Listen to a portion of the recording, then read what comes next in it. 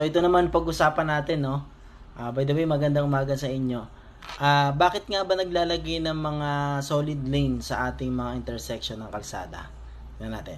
O dito sa dinrawing ko na sample ng kalsada, bakit meron tayong solid lane dito?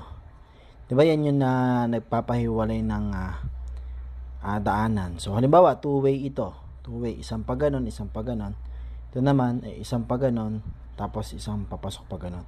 Pag tayo, halimbawa, kahit na nagbabike, nagmumotor, hindi tayo pwedeng, pag nandito, papunta sa pa ganon, hindi pwedeng pupunta ka rito, tsaka kaliliko dito, papunta dito.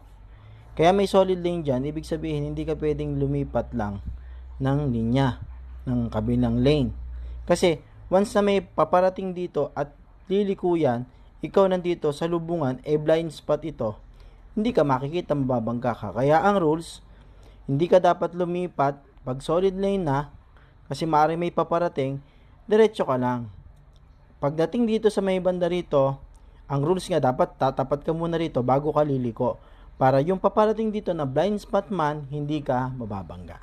So kaya maging maingat tayo, maging sa mga nagbabike, yung mga tumatawid ng kalsada, pagka ganong mga blind spot, maging may, lalo na yung mga lumilipat, no, mag-ingat tayo sa paglipat ng lane.